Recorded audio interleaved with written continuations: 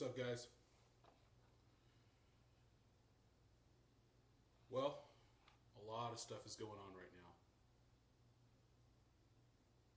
Speaking of a lot of stuff, I wonder, did I? Nope. Is it this? Yes, it is. There it is. Bear with me, guys. Yeah, I was playing Banner Alert earlier. So reacting. There we go. So guys, we've got a lot to get into today, but I don't have that much time.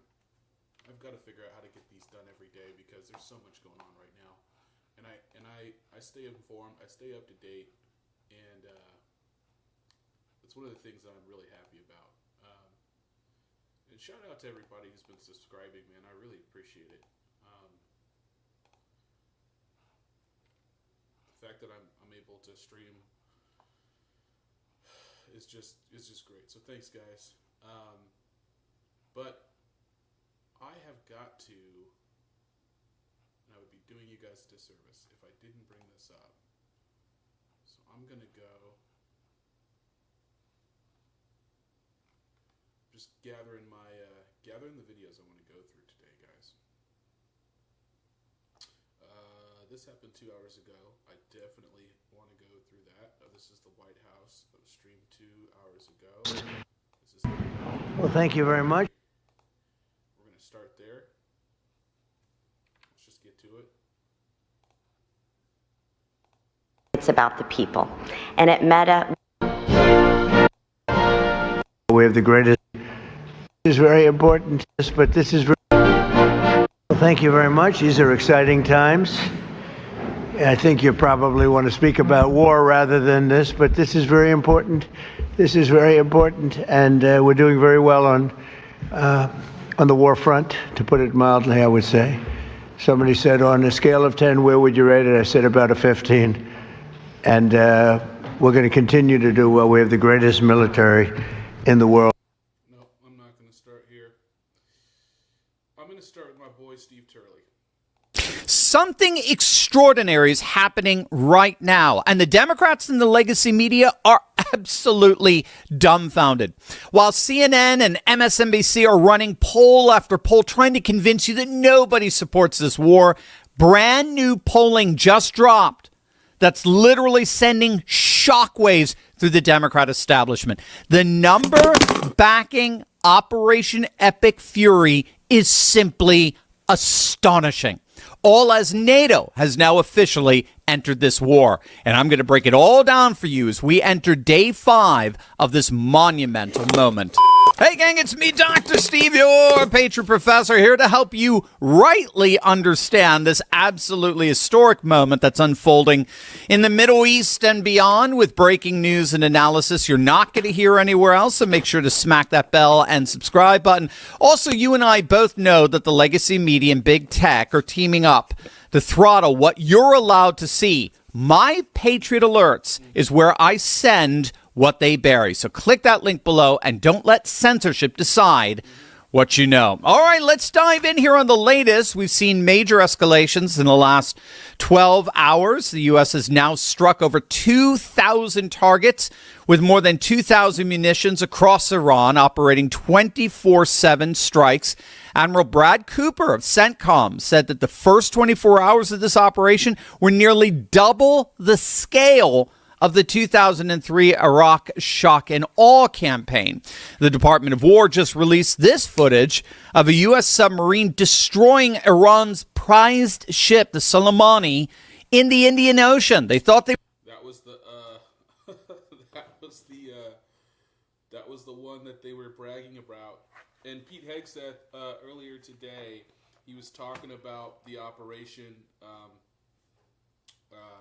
with the general, and he said something that I thought was funny. He said, "We shot down all of Iran's jet fighters that were built for 1996."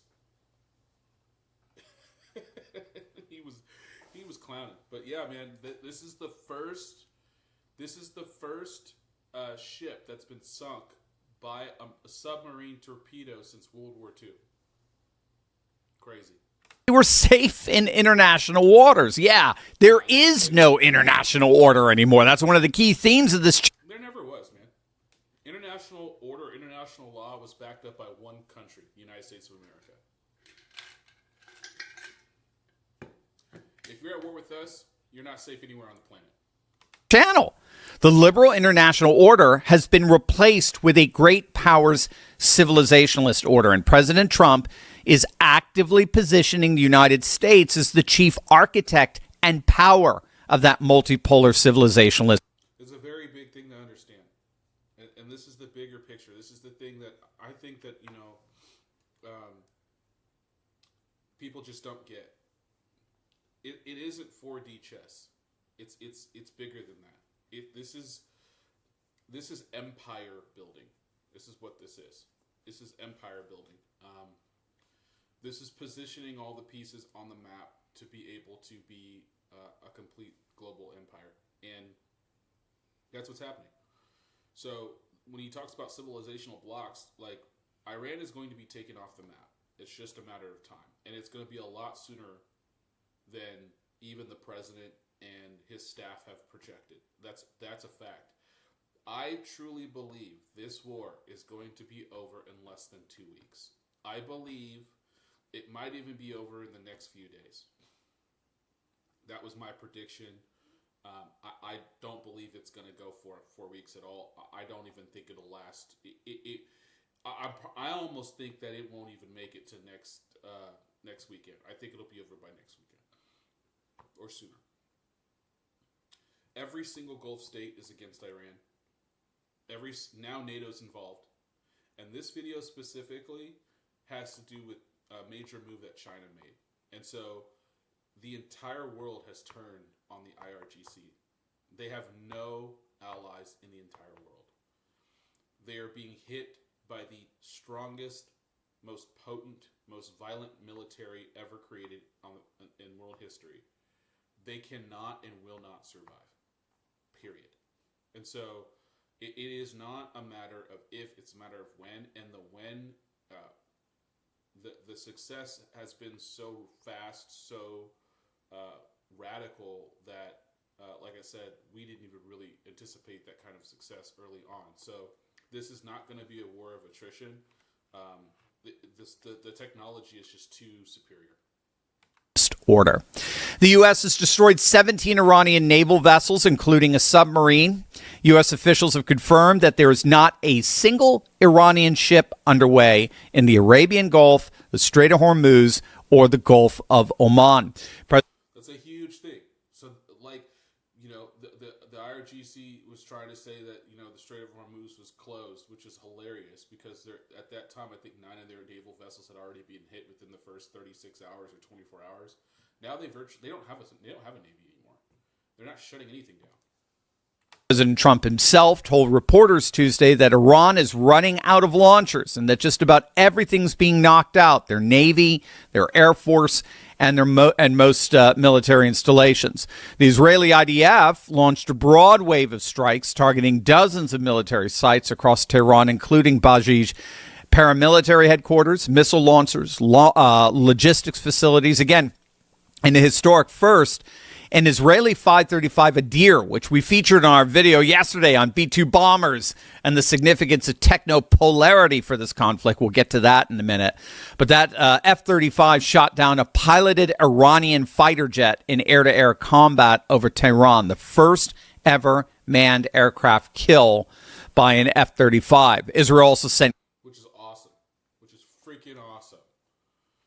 And this goes to show you also, too, like, man-to-man dogfighting is still like air superiority is the next gen warfare. That is the warfare of the future. Combat pilots, like, if anything that this war has taught us or is teaching us is that air warfare, air superiority is a requirement. And if you don't want to have boots on the ground, you have to dominate the sky.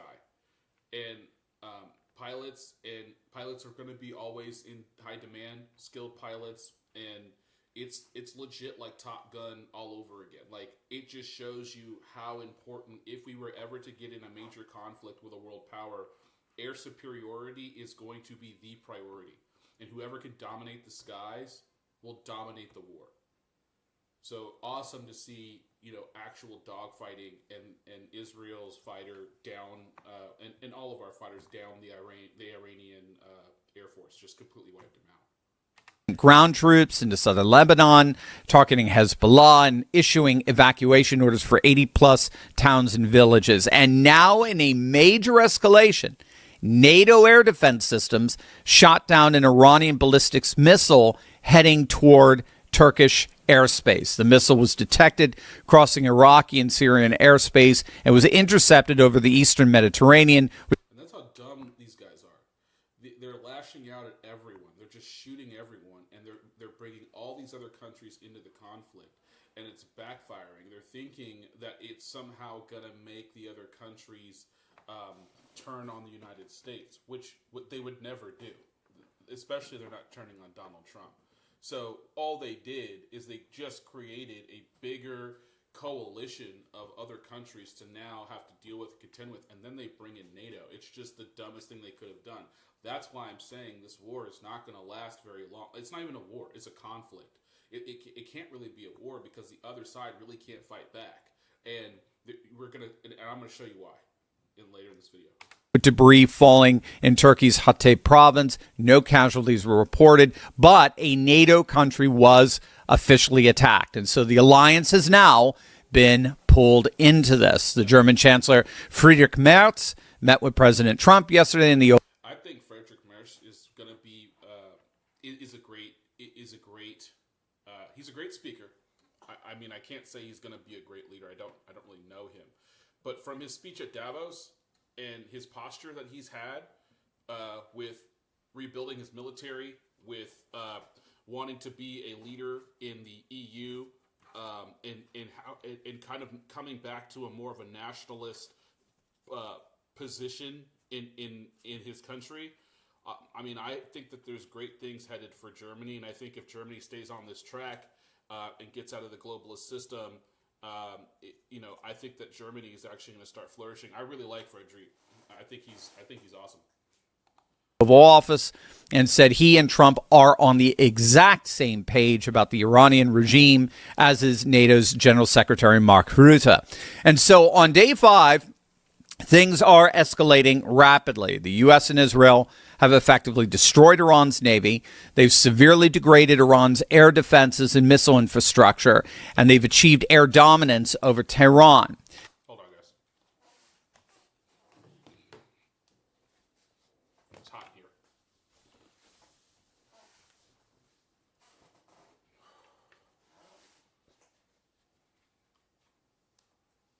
Have to take that off.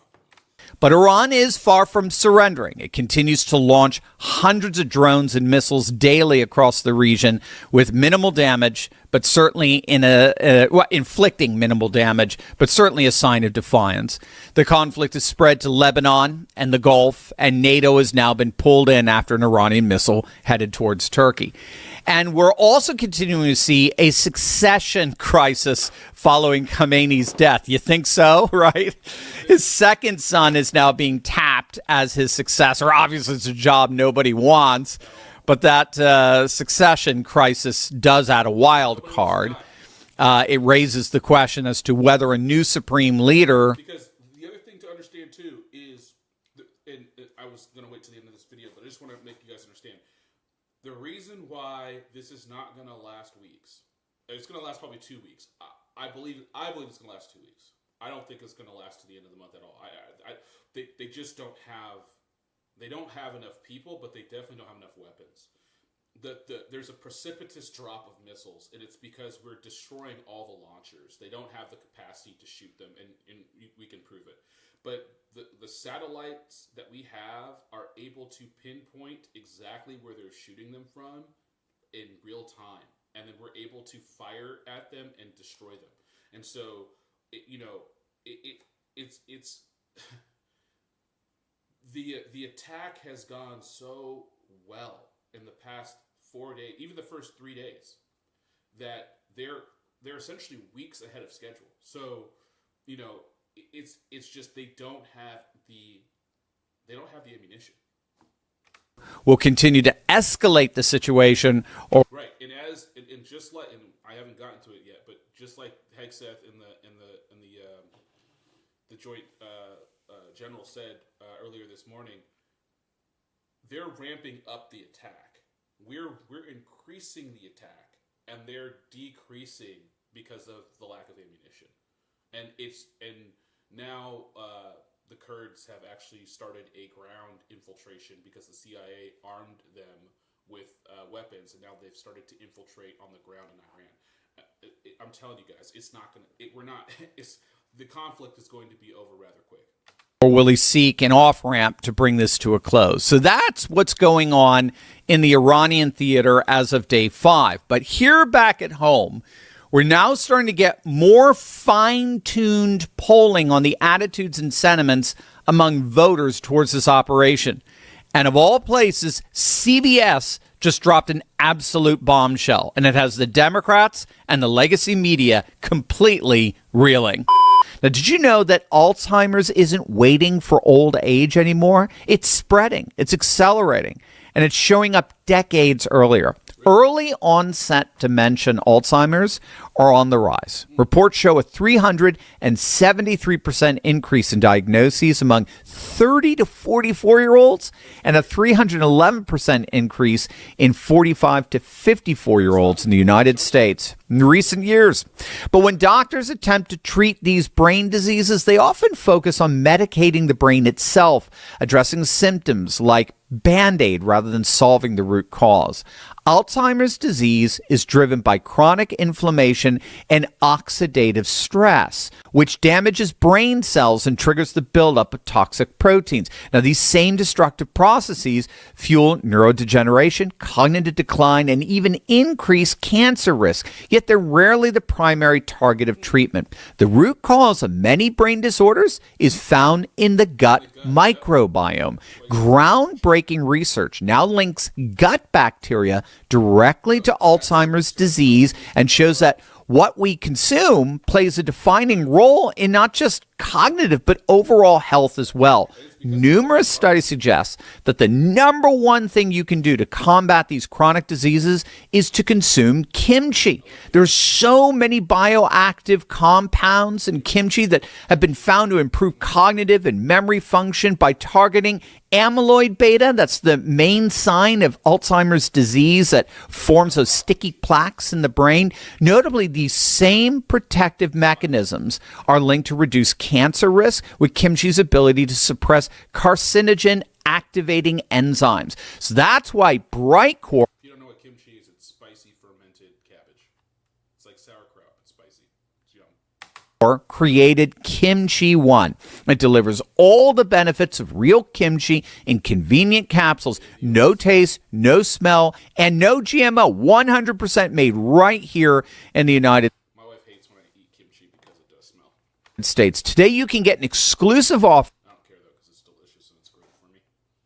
by clicking the link below for 25% off your entire order, or for the best deal available, call my friends at Brightcore for up to 50% off plus free shipping. You'll love them. Call them now at 888-597-0233. That's 888-597-0233. Call them right now.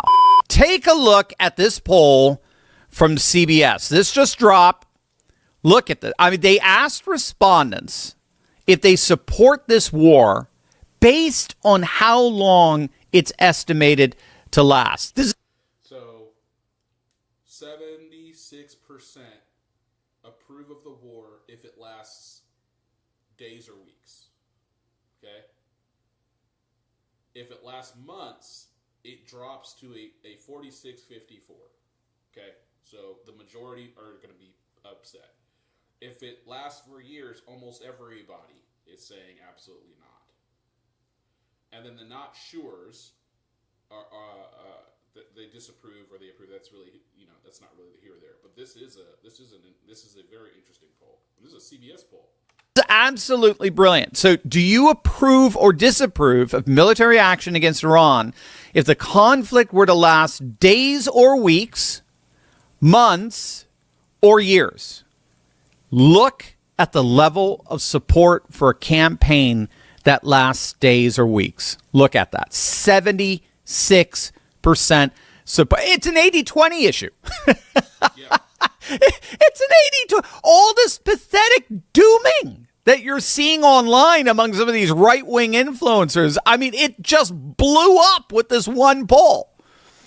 As you can see, the low support numbers that we did see in a couple of the polls, particularly the Reuters poll, which, by the way, is a sham because what was it? 30% of the people didn't know. And then they got included in with the 70% in the coverage in the legacy media. They got included with the supposed 70% that do not support this war. It's absolute nonsense. But as you can see, the low support numbers, whenever they were featured, came more from concerns that this is going to drag on for months or even years, which of course is what we've been accustomed to. That's a perfectly reasonable concern.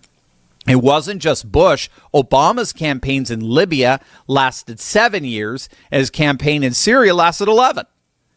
It was Trump, by the way, who finally brought that Syrian campaign to an end just last month in February when he ordered the last 1,000. It was 7 months.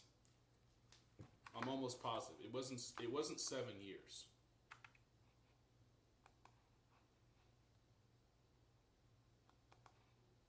It wasn't 7 years.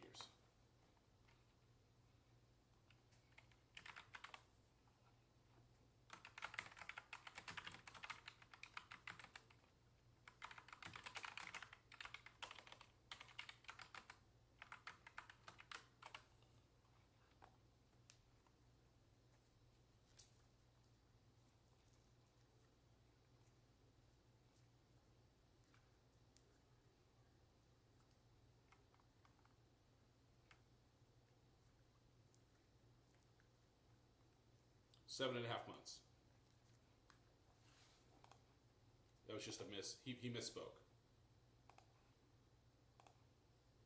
Troops back home. He actually ordered an end to that conflict back in his first term, but his generals ignored him. Their fidelity was to the deep state back then. Needless to say, they've all since been removed. So the real issue here, the hesitancy that the Reuters poll originally found in supporting this war, was rooted in voters' concern that this was going to be yet another forever war. It's not a forever war, guys. That's the one thing that we have to understand. And I get it, like the trepidation of Iraq and what happened with Iraq. I mean, it's just one of those things where it's like it was traumatic. It was traumatic for a generation. And so, everyone's wary about that. No one wants to repeat that. And we're not. This is not the same thing as Iraq. This is not the same conditions. This is not even the same strategy of Iraq. And we have a very precise objective. We have very precise objectives of what we're trying to accomplish here. And the means that we're going to accomplish those objectives are whatever we deem necessary. But those objectives will be accomplished. And just like the general said, it was a general. I think the general was on Piers Morgan. He might have said it, but it's about not having mission creep, not moving the goalposts of the mission, but staying on task, staying on mission, which Trump is very good at doing, right? And also, he's not stupid, right? His advisors, his administration is not stupid. They know, and they keep their ear to the ground. You'd be surprised at how much stuff Trump is watching, right? So he's very aware of the polls. He's very aware of the sentiment of even his base. Like, nobody in America wants a forever war. No one wants this to go longer, wants this to go along. They know they need to get this done quick. The quicker they do it, the more impactful. Like, if Trump and the administration can complete this campaign within the next week or two, he will accomplish something that has never been done before. He's already changed the course of history, but it will cement him, and it will cement his legacy. He will do something that, talk about winning the midterms, it'll be a landslide, number one. It will set up America to be, I don't even think there's really words for it, because you're talking about uniting the Gulf states with the Abraham Accords and not having any bad actors, because Iran and all the proxies are toast. And if that happens, you're talking about a united Middle East with Israel and America and NATO. The only two people, or the only two nations really that are out on the outside is China and Russia, and North Korea. So 3. We're talking about, and then not only that, the projection of power, the display of might that America has shown, because don't get it twisted, we are the sleeping giant. So this conflict does a couple of things for us. It rejuvenates the fighting blood in our country, in our servicemen. It gets us back in a theater of war, where we're not just training for war, we're not just theorizing in war, we're actually putting these weapons to the test, and we're seeing and we're collecting all the data, and we're going to be able to even become more lethal with this data. But it also is going to keep us in peak shape, but it also shows the entire world just how strong America is. It's a massive deterrent for all of our enemies. Putin, Xi Jinping, and the CCP, any of these European weaklings. And here's the thing too, when I think about European weaklings, Trump in America is not going to forget who helped us and who didn't help us. He's not going to forget it, and we're not going to forget it. We're going to remember Spain. We're going to remember Keir Starmer in the UK. And I'm telling you right now, I'm calling it right now, March 4th, 2026, they're going to regret how they handled the situation for all of history. Because, make no mistake, we are in massive, historic times. And it will be written how Keir Starmer was a coward and how Spain betrayed the United States. President Trump had promised he would not get us into. And that's exactly the patent nonsense that's been spewed this week by so many online commentators who are all flipping out that this war was the biggest mistake of Trump's life. He betrayed us. He destroyed. I'm going to be honest with you. It's the greatest move of his legacy. It's the greatest move of his presidency. And you're right. If he fails, which listen, you can say anything you want to say about Trump, but the thing about Trump is Trump cannot fail. He can make mistakes, but the man cannot allow himself to fail.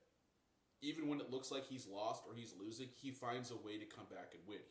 It's just in his DNA to do so. It's his whole entire life. That's his whole entire life, guys. And that's why he was shot and didn't get killed, how he won the presidency when everything was against him, how they couldn't put him in jail. The man is Teflon, okay? And this is his biggest challenge in his entire life, in his entire presidency and his legacy. It's true. But I think that this exposed the true believers and the grifters and the fakes. You can make them. You can make the bet against Donald Trump, but I think that is one of your biggest mistakes. And this war, this conflict, really, it can't really be a war because the other side really can't fight back much. That's my opinion. But this is going to expose a lot of people. It already has. It exposed Nick Fuentes. It exposed Megyn Kelly. It's exposed, Dave Smith, of course, we already know about him. But the point is, like on the right, it's really exposed a lot of people. And the fact of the matter is they're never going to be able to recover. They're not. They're never going to be able to recover. Destroyed the MAGA coalition. Nonsense. It is nonsense. Horse feathers, poppycock. Poppycock, that's funny. If this lasts for the 4 to 5 weeks that Trump has promised, this is and will remain an 80-20 issue. Yeah. This gets higher support than border security, for heaven's sake, 76%.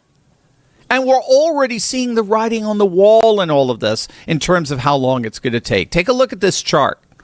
This is a chart of the rate of Iranian ballistic missile launches. So in the first 24 hours of this operation, they launched over 350 ballistic missiles.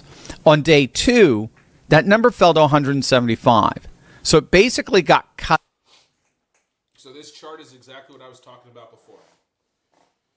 Okay? This is why I know it's not lasting weeks, guys. It's not going to last weeks because they're going to run out of ammunition and they have no allies. There's no one coming to help them. The Houthis are not coming. Hezbollah just got raided by Israel. They're not coming to help. Hamas is finished. I'm telling you right now. They fired on the Gulf states. Qatar, UAE, Saudi, they're all turned against them. NATO's involved.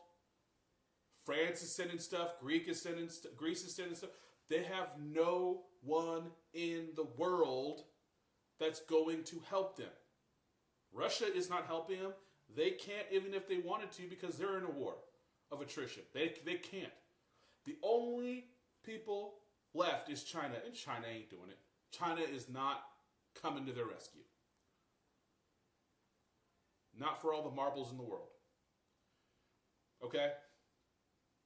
We're talking about a precipitous drop. Precipitous drop. Look at this. 350 on 28th to 50 on the 3rd, and we're on the 4th right now, and I'm telling you, they're projecting basically they're not going to have anything left in the next 2 days. And I guarantee it probably won't be the next 2 days. It'll probably be out today or tomorrow. And when they run out of ammo, they can't do nothing. They're not going to do anything. They're going to surrender. Cut in half. On day 3, that number dropped to 120. And as of day 4, it fell even further, down to 50.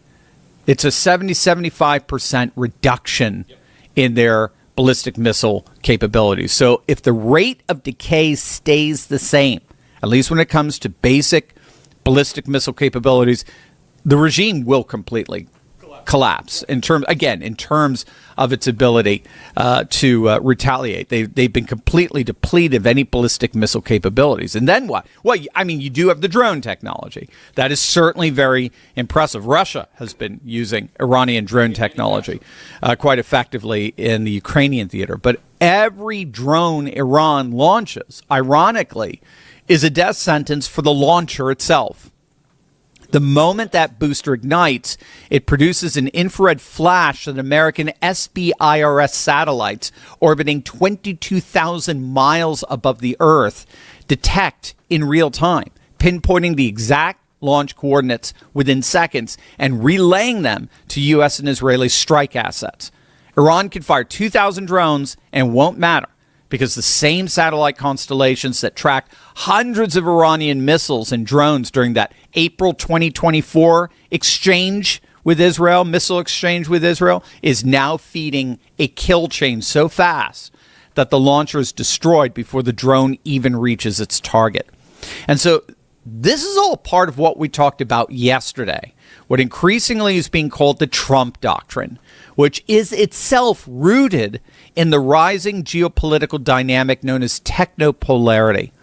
And this is the idea that in a rising multipolar world, civilizational power is increasingly defined not by region, not by landmass, not by the size of your army, not by how deep you dig your bunkers, but by your mastery of the technological stratum, the invisible layer of stealth, satellite, precision, cyber, orbital, and AI-enabled systems that sits above the traditional battlefield. And whoever controls that stratum controls the world. You've heard it said that he who has the high ground always has the advantage, right?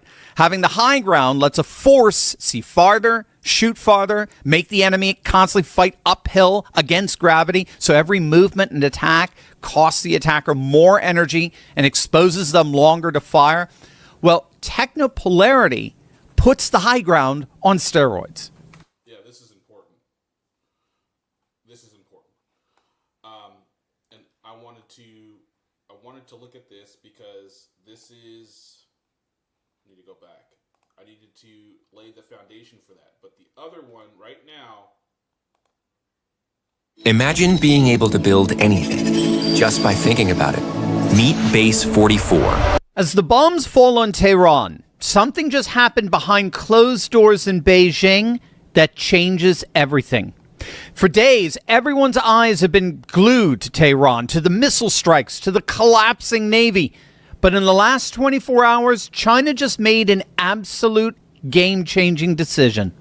The one nation buying almost all of Iran's oil, the one regime Tehran thought would bail them out and come to their rescue, just sent a signal so shocking, so earth-shattering, that the mullahs are suddenly realizing they're fighting this war completely alone. Yep. Hey gang, it's me, Dr. Steve, your Patriot Professor, here to help you rightly understand this absolutely historic moment that's unfolding in the Middle East and beyond with breaking news and analysis you're not going to get anywhere else. So you know what to do. Make sure. This would not have happened if Iran hadn't attacked the Gulf states saying, all right, we call you and we raise you. And then NATO. And once China saw NATO come in and the Gulf states unite, basically the entire world is against Iran, they said, oh, we're done. That's it. To smack that bell and subscribe button. A growing number of analysts are realizing that this war in Iran is part of a much larger grand strategy. And at the heart of that strategy is China. The key here is that Iran is not simply a rogue state that poses an existential threat to countries in the Middle East and possibly the United States. Fundamentally, it has become a core pillar of China's Middle East strategy. China is Iran's single most important economic partner. Various energy trackers estimate that well over 80%, in recent months, close to 90% of Iran's exported crude has been going straight to China. The New York Times calculated that roughly 5% of Iran's entire GDP now comes just from those oil sales to China. That's how critical this relationship is to keeping the regime's lights on. But even more importantly, the tens of billions of dollars that China sends to Iran helps to build the arsenal of long-range missiles, their drones, and the digital art infrastructure that enables the regime's authoritarian reign over its people. Those missiles, particularly hypersonic missiles, and an openly hostile Iranian Navy that happens now to be at the bottom of the sea, served as a Chinese proxy to occupy and contain American power in the Gulf region. Every American ship, every American aircraft, every American missile engaged in the Middle East is one taken away from the Taiwan Strait. Iran was a beneficiary of the Belt and Road Initiative and infrastructure projects financed by Beijing, and Beijing was enjoying a most favored nation relationship with the one country that controlled the Strait of Hormuz, where 20% of the world's oil supply passes through every day. So now you can understand why Iran felt, frankly, so invincible, why they were reportedly so cocky in their negotiations with Steve Witkoff and Jared Kushner. They were literally bragging that they had controlled about 460 kilograms of uranium enriched 60%, which they said was enough. They actually said it was enough to produce 11 nuclear bombs once further enriched to weapons. So, listen, I think Steve Witkoff is not lying. I don't get that vibe from him. It's interesting. I saw Warren from the what's his channel, the Scholar Society. He's fantastic, and he was debating that leftist guy. I forget what his name is, but the guy was trying to say, "Hey, Iran already said they had a nuclear weapon," and I'm not going to get into the debate because he's a moron. But the point is that I didn't hear that before, and neither did Warren. But this confirms it. And if Iran at the negotiating table said that they have enough enriched uranium to make 11 nuclear bombs. That's when they signed their death warrant. Trump, that's all he had to hear. In their mind, they were trying to project power and trying to create fear. But there's something about Trump that for some reason he has this superpower. He's able to disarm his opponents and make them think he's either weaker, dumber, or not as polished as he actually really is. When Trump heard that that's what they said, I'm telling you right now, he said, take him out. We're not negotiating. We're done. They don't have any more time. It's great. They openly boasted about it. And my point was, Iran thought that they were going to make him cower like Obama, like Clinton, like all the other presidents for the last 50 years. And they FAFO'd. And for some reason, time after time, Trump proves that he will push that button. And this is the biggest button he's pushed, and they did not suspect it. Because what happens is when you're dealing with a nation for so long as the United States and you're used to getting everything you want by being a bully, you tend to believe that the nation is just morally weak. And we have been. Jimmy Carter was pathetic. Okay? He was. Clinton was pathetic. Bush was pathetic.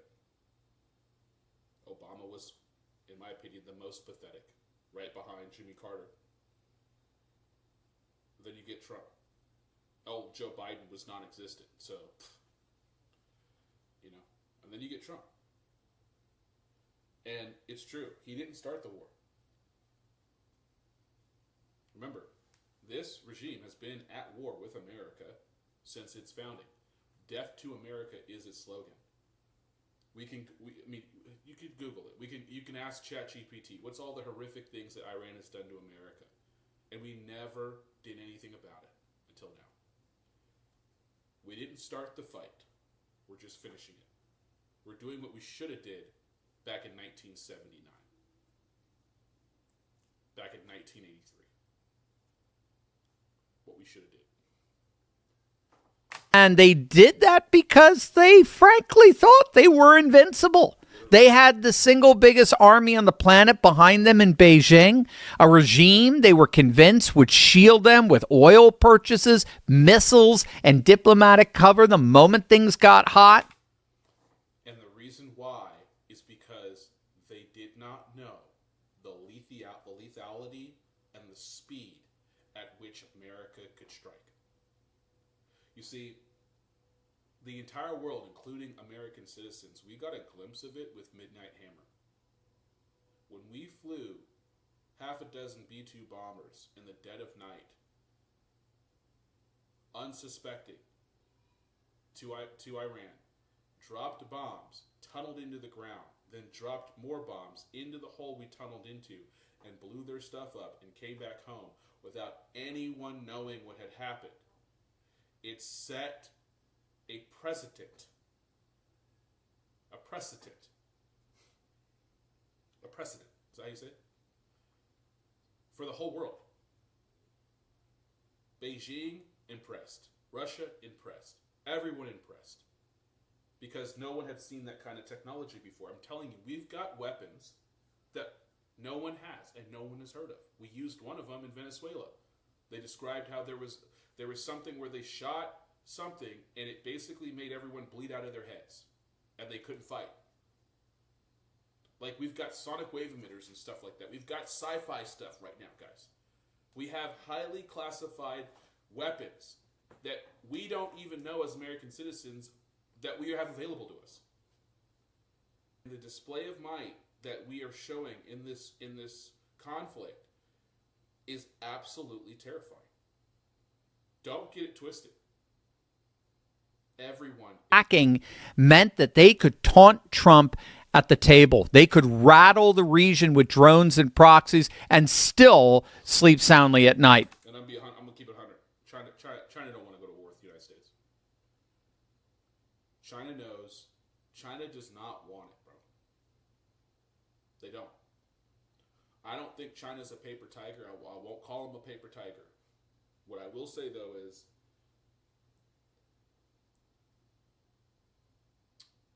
they have a lot of people. They have a lot of people in their army. But, man, they are not going to FAFO. They're not. They're just not going to do it. They're not going to do it.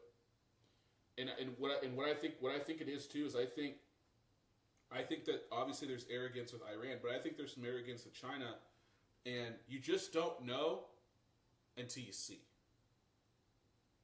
And China sees now, just like the rest of the world sees, what America and Israel has been able to do in a matter of just even within the first, let's say, 48 hours.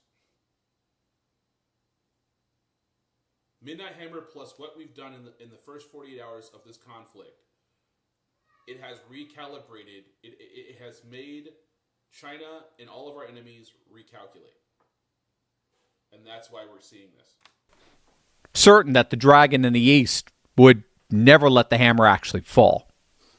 And to make matters even worse, reports were coming out that China was about to arm Iran with CM-302 supersonic anti-ship missiles, as well as China's DF-17 hypersonic glide missiles. Now, that was obviously, there was obviously an international outcry over that, but China wouldn't budge. Both China and Iran are two fully independent countries with their sovereignty. And there is no international law which prohibits China and Iran to engage with each other in commercial transactions. And China happens to produce some of the most sophisticated missiles of all kinds. And it's absolutely right for China and Iran to size up each other and engage in whatever economic and commercial transactions they desire to do that, including involving such military missiles. And I think the whole world should be put on notice that both China and Iran will have full sovereign right to do such commercial transactions with each other, and no country should pretend to be surprised. So again, you can see why they were so cocky. However, you know what they say about pride. It's also interesting, like, that was Beijing to Moscow, and they're speaking English, not Chinese, not Russian. I thought that's interesting. What Iranian officials apparently failed to factor in was that for all of that Iranian dependence on China, China was not equally dependent on Iran.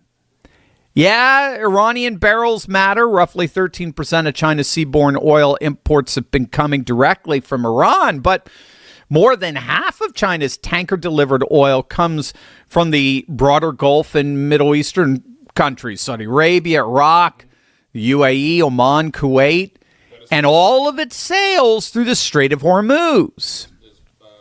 So when the bombs started dropping on Tehran and Iranian forces started firing missiles in retaliation, that's when the regime looked to Beijing for those CM-302 ship-killing supersonic missiles so they could effectively shut down Hormuz. And that's when Beijing had to suddenly realize it had to choose. Does it risk 50% of its oil supply from the wider Gulf region just to protect that 13% from Iran? Or does it quietly step back, rhetorically condemn the violence, and then more or less look the other way? And to the regime's utter and complete shock, when they turned around expecting to see the red dragon having their backs, what Beijing just decided Cut 'em loose. literally changed everything. But first, let me ask you a question. Are you working incredibly hard, maybe even successful by most standards, but you feel like you're spread too thin, right? Not enough butter over too much of your spot. Your bright, beautiful future is waiting. Let's go get it. In a stunning turnaround, a Chinese spokesperson denied any accuracy to the report that China had agreed to sell Iran advanced CM-302 supersonic anti-ship missiles, and most certainly will not be doing so. So it was a stunning about face, and it made it absolutely clear China's not getting involved in this. Absolutely clear. China's and its missiles. China had a green turnaround. A Chinese UN reports China and Iran are close to reaching agreement. Spokesperson On purchase of CMX-302 supersonic anti-ship missiles. Denied any accuracy to the report that China had agreed. If delivered, these would be amongst most advanced weapons China has supplied. To sell Iran advanced CM-302 supersonic anti-ship missiles, and most true. As responsible major country, China has always fulfilled certainly will not be its international obligations. Be doing so. So it was a China opposes malicious hype and hopes that relevant parties stunning about face, and it made will do more to ease tensions. So they totally about faced. They're washing their hands of Iran. They're cutting their losses. Made it absolutely clear China's not getting involved in this. It is most certainly not going to war with America over Iran, over 13% of their oil. They condemned the strikes. They shouted sovereignty. But when it came time to actually back up Tehran with real hardware, the very hardware they promised, China folded. No CM-302s, no air defense systems, no targeting data, no satellite cueing, nothing that would drag them into direct confrontation with Trump. And it gets even more brutal.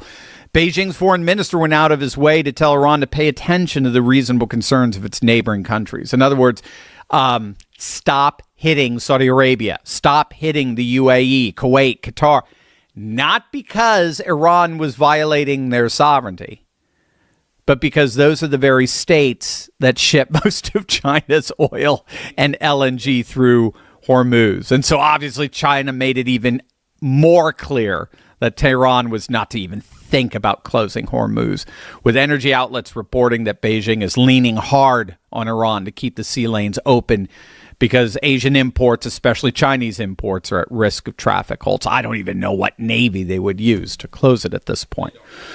So Iran thought it was going to leverage China, but in reality, it was China leveraging Iran. Iran was China's vassal. And so that's over now.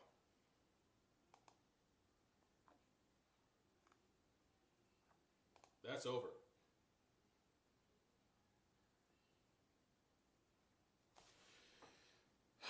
Oh, goodness. James Talrico. He's a moron. He's not a Christian.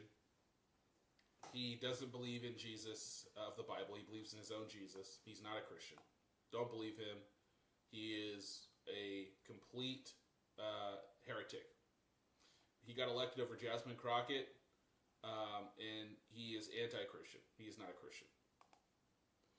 I don't even want to go into that on this channel. It's not what this channel is about. This channel is strictly about it is about politics. I'm not going to get into the theology of the stuff, though. If you want, you can check out Salt and Light Crusade. That's my other channel on YouTube. Really, guys, there's just so much stuff, man. It's so much stuff going on. I want to go over this Kurds thing too, because they did say he has boots on the ground in Iran, and it's the Iraqi Kurds, and it is the CIA. That's what a lot of people are reporting. U.S. official telling Fox thousands of Iraqi Kurds have launched a ground offensive in Iran. Decimated, destroyed, defeated.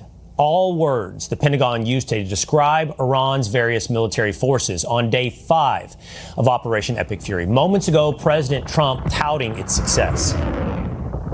So we're in a very strong position now, and their leadership is just rapidly going. Everybody that seems to want to be. Just in, it's big. A U.S. official. Gotta find a bigger clip.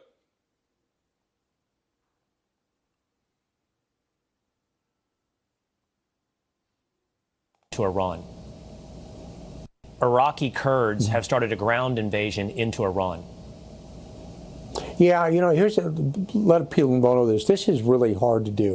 When they talk about a ground incursion into Iran, Iran's a huge country. People don't realize how big it is. I do.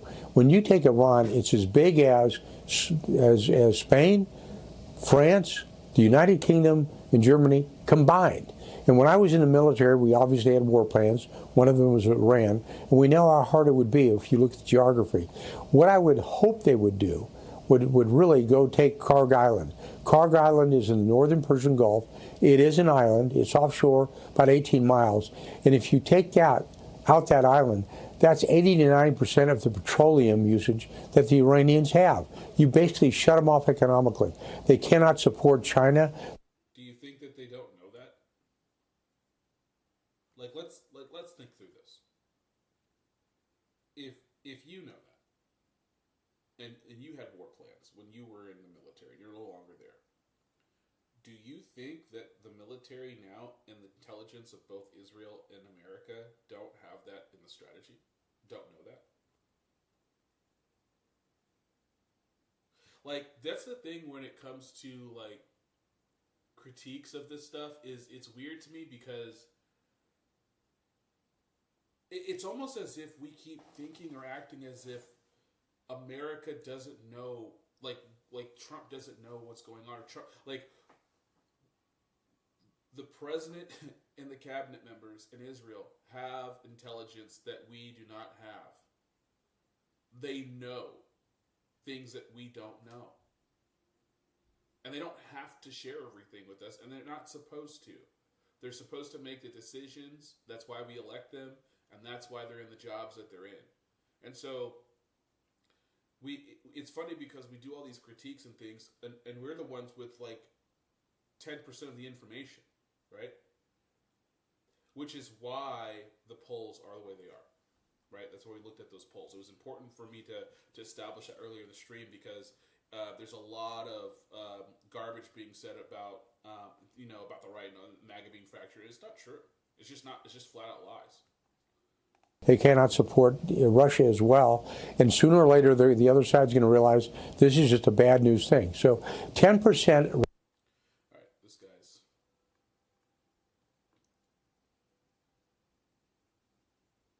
Yeah, no one cares. Okay.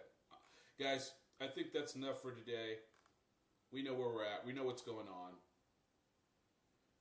I just pray that this is over faster than everyone wants to claim it is. Like I said, I really do believe that it's going to be a lot less than 4 weeks. I think it'll be 2 max. And I just pray that no one else on our side gets killed. That Iran lays down their arms and folds, and the Iranian people will be free. That's really what I care about. So, all right, guys. God bless. Have a good night. Take care. And I'll see you Friday.